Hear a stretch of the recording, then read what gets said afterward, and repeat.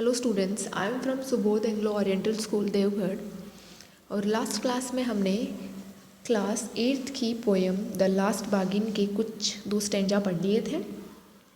और अब हम नेक्स्ट देखेंगे। 2 स्टेंजा में हमने देखा था, ये जो स्टोरी है बागिन, उसमें हमने देखा था कि जो ऑथर है वो बताता है कि वो क्या कर रहा है। सुबह सुबह मॉर्निंग में come and hire me cry कर रहा है ना, चिल्ला रहा है कि कोई मुझे ऑफ़र दे दो, मतलब मुझे मैं लेबर के लिए चलूँगा, आप मुझे ख़रीद लो, है ना, हायर कर लो।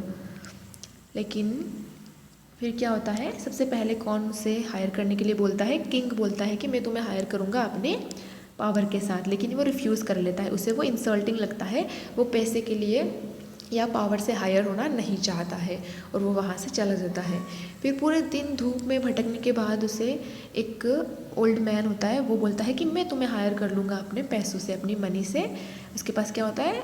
बैग ऑफ गोल्ड होता है, उसके बाद बहुत सारे पैसे होते हैं। वो बोलता है कि मैं तुम्हें अपने पैसों से हायर कर लूँगा। लेकिन वो भी उस ओल्ड मैन को बहुत मतलब उस आदमी को बहुत इंसल्टिंग लगता है कि ओल्ड मैन अपने पैसे से मुझे हायर करना चाहता है, और वो वहाँ से भी चला जाता है ना, टर्न्ड अवे। नेक्स्ट स्टेंजर जो हमारा है, it was evening, the garden hedge was all a flower. The fair maid came out and said, I will hire you with a smile. Her smile paled and melted into tears, and she went back alone into the dark. फिर क्या होता है, क्योंकि दिन भर वो भटक लेता है और शाम तक इवनिंग हो जाती है। उस टाइम शाम को क्या होता है, a garden hedge was all a flower. एक गार्डन होता है जिसमें बहुत सारे क्या होते हैं, बहुत सारे फ्लावर्स होते हैं। एक बाड़ा होता है यहाँ पर, है ना, हेज मतलब कि गार्डन बाड़ा होता है, जहाँ बहुत सारे फ्लावर यानी अ लॉट ऑफ फ्लावर्स, बहुत सारे फ्लावर्स लग रहे होते हैं, सुंदर सुंदर। अ फेयर मेड यानी एक सुंदर सी लड़की जो होती है वो आती है और बोलती है, कम आउट, वहाँ से उस गार्डन से बाहर आती है और बोलती है, said I will hire you with a smile, मैं तुम्हें अपनी इस स्माइल से हायर कर लूँगी, है ना। हर smile pale and melted into tear, तभी उसकी स्माइल क्या हो जाती है, उसकी स्माइल वीकन यानी कि वीक हो जाती है, और मेल्टेड यानी टर्न इनटू, उसकी स्माइल जो है वो किस में बदल जाती है, आंसू में बदल जाती है, टीयर्स में बदल जाती है, क्योंकि वो उसे भी क्या कर देता है, रिफ्यूज़ कर देता है और वो वापस अंदर चली जाती है। Went back alone into the dark, है ना, फिर से वापस वो क्या चली जाती है, अंधेरे में वापस चली जाती है। यानी कि थर्ड जो बार्गेन हुई है उसमें वो एक लड़की होती है, वो कहती है मैं तुम्हें अपनी स्माइल से खरीद लूँगी, लेकिन वो उसको भी रिफ्यूज़ कर लेता है और आगे चलता है। The sun glistened on sand and the sea waves broke waywardly. A child sat playing the shells. He raised his head and seemed to know me and said, I hire you with nothing.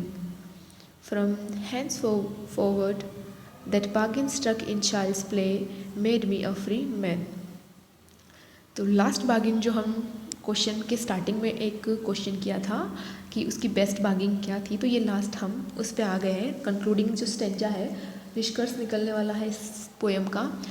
The सन ग्लिस्टन यानी जो सन है वो चमक रहा है on a sand, and the sea waves broke waywardly, यानी जो सन है वो चमक रहा है, वो कहाँ है, एक किनारे पे, सी के किनारे पे है ना, समुद्र किनारे पर है, जहाँ पर जो वेव्स है वो बार बार आ रही है और टकरा रही है, ऐसे आवाज़ आ रही है वेव्स की भी।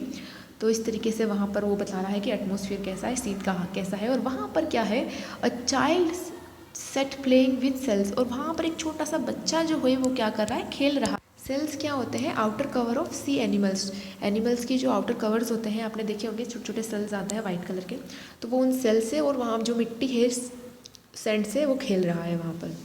ही रेस्ड हिज हेड, तभी उसने अपना सिर ऊपर उठाया और उस आदमी की तरफ देखा। सीम्ड टू नो मी, उसने मुझे जानने की कोशिश की, और तभी उसने बोला, I hire you with nothing, है ना, मैं तुम्हें हायर करता हूँ कुछ भी नहीं देकर। From hands forward that bargain struck in child's play, और तभी से वो जो बार्गिन है जो क्या होगी, उस बच्चे के खेल का ही एक भाग हो गई, और तब play made me a free man, और उससे मैं क्या बन गया, एक फ्री मैन बन गया। यानी कि जो उस बच्चे की जो बार्गिन थी वो उसे पसंद आ गई और उसने वो एक्सेप्ट कर ली। तो ये जो पोएम है ये लिखी है रविंद्रनाथ टैगोर ने, जो कि एक बागिन पे थी। और कंक्लूडिंग स्टेंजा में यानी उसने किसका एक्सेप्ट किया, जो छोटा बच्चा था जब उसने उसे हायर किया तो उसने एक्सेप्ट कर लिया कि ये बागिन मुझे पसंद आई, क्योंकि इसमें कोई भी क्या है, स्वार्थ नहीं है, ये क्या कर रहे हैं, कुछ नहीं देकर मुझे खरीद रहे हैं। तो इस तरीके से ये एक पोयम थी जिसमें हमने बागिन के बारे में पढ़ा।